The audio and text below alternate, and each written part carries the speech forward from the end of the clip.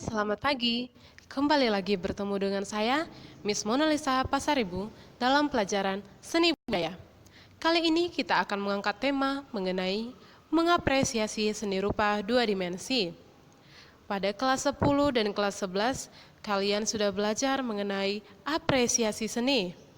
Ya, untuk kembali mengingat apa itu pengertian apresiasi, mari kita kembali mengulas ke belakang. Pengertian dari apresiasi secara etimologi, apresiasi berasal dari bahasa Latin, yaitu appreciatio, yaitu menghargai. Sedangkan secara terminologi, diartikan sebagai proses penilaian atau penghargaan positif yang dilakukan oleh seseorang terhadap sesuatu. Sehingga secara umum, pengertian apresiasi dapat diartikan sebagai suatu proses melihat, mendengar, menghayati, menilai, dan menghargai suatu karya. Karena ketika kita melakukan proses apresiasi, kita menggunakan panca indera kita, baik mengapresiasi 5 karya seni yang sudah pernah kita pelajari pada kelas 10 dan kelas 11, yaitu seni rupa, seni musik, seni tari, seni drama atau teater, dan seni sastra. Nah, menurut si G. Wilson, yaitu Brand G. Wilson, ada 3 aspek penilaian dalam apresiasi. Yang pertama, aspek perasaan atau feeling. Bagaimana cara kamu menghargai suatu karya seni itu. Yang kedua, penilaian atau valuing. Ketika kamu sudah melihat, merasakan apa cerita dan konsep dari seorang pengkarya, maka kamu dapat memberikan penilaian. Yang ketiga itu ada empati atau empathizing. Empati disebut juga dengan penghargaan, memberikan respon positif yang kamu berikan terhadap suatu karya seni tersebut.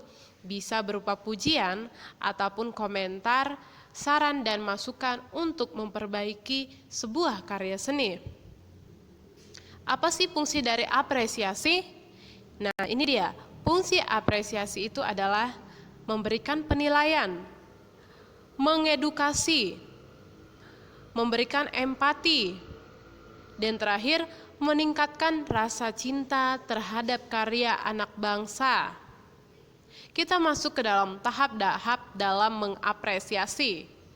Ada 3. Yang pertama, tahap mendeskripsikan.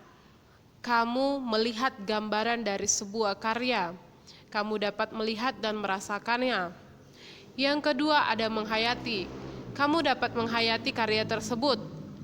Bagaimana cara menghayati? Dengan mendengar, dengan kamu melihat, merasakan isi dari sebuah karya tersebut. Yang ketiga, memberikan penilaian.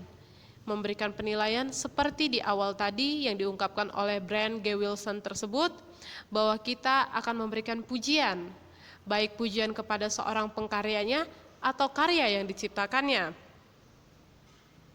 Nah, saat ini kita akan belajar mengenai mengapresiasi seni rupa 2 dimensi. Di kelas 10 dan kelas 11, kalian sudah belajar mengenai seni rupa 2 dimensi. Seni rupa terbagi 2 bukan? Ya, seni rupa 2 dimensi dan seni rupa 3 dimensi. Ingatkah kamu pengertian dari seni rupa 2 dimensi? Ya, seni rupa 2 dimensi adalah seni rupa yang memiliki panjang, lebar, dan tinggi. Sementara seni rupa 3 dimensi adalah seni rupa yang memiliki panjang, lebar, tinggi, dan juga ruang atau volume. Itu dia yang membedakan seni rupa 2 dimensi dengan seni rupa 3 dimensi. Selain itu, seni rupa 2 dimensi dan 3 dimensi dibedakan dengan jika seni rupa 2 dimensi dapat dilihat dari satu sisi. Sedangkan seni rupa 3 dimensi dapat dilihat dari berbagai sisi. Namun, kita kembali lagi, kali ini kita akan mengapresiasi seni rupa 2 dimensi. Apa saja itu contoh dari seni rupa 2 dimensi? Ya, ada lukisan, foto, kaligrafi, poster, dan lain-lain. Itu dia contoh dari seni rupa dua dimensi. Namun, untuk mengapresiasi seni rupa tersebut, ada hal-hal yang perlu kita perhatikan. Aspek-aspek penilaiannya. Apa sajakah itu? Ini dia, aspek penilaian karya seni rupa dua dimensi. Yang pertama ada aspek ide gagasan. Kamu akan menilai sebuah karya seni rupa tersebut berdasarkan ide gagasan dari pengkarya. Apa yang diungkapkannya dalam karya tersebut, contoh lukisan, menggambarkan sebuah cerita apakah dia. Yang kedua, penguasaan teknis. Si pengkarya memakai teknik apa? Dalam pembuatan lukisan, terbagi atas beberapa teknik. Lalu, ketika kamu mengapresiasi, kamu perlu mengetahui pengkarya menggunakan teknik apa saja.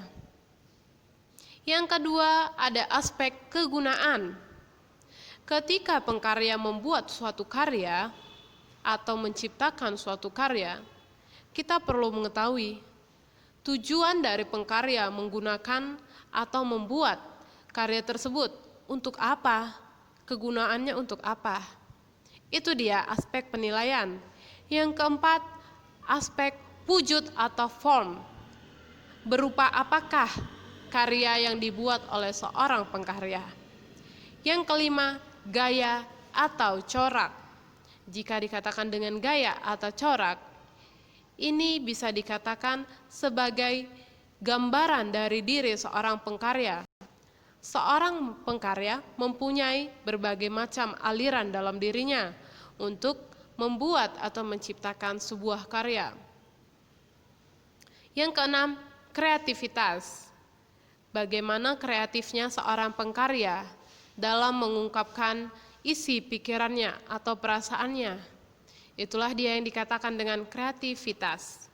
Yang ketujuh, tempat. Ketika sebuah karya sudah jadi, di manakah lokasi penempatan yang baik? Contoh sebuah lukisan Mona Lisa. Lukisan Mona Lisa adalah lukisan yang berharga, yang luks atau mahal. Di manakah posisi yang tepat untuk meletakkan lukisan Mona Lisa? Suasana yang tepat untuk meletakkan posisi lukisan dari sebuah pemandangan. Yang terakhir ada selera atau agama. Kalau dikatakan dengan selera atau agama adalah apa tema yang diambil atau apa dari hasil yang diungkapkan oleh seorang pengkarya tersebut.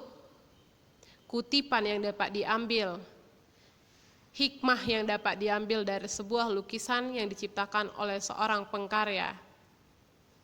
Itulah dia tadi aspek-aspek penilaian dalam karya seni rupa dua dimensi. Untuk kali ini penjelasan mengenai mengapresiasi seni rupa dua dimensi cukup sampai di sini. Dan kita akan membahas kelanjutannya pada minggu depan, yaitu pada pertemuan selanjutnya. Salam sehat, salam semangat, sampai berjumpa kembali.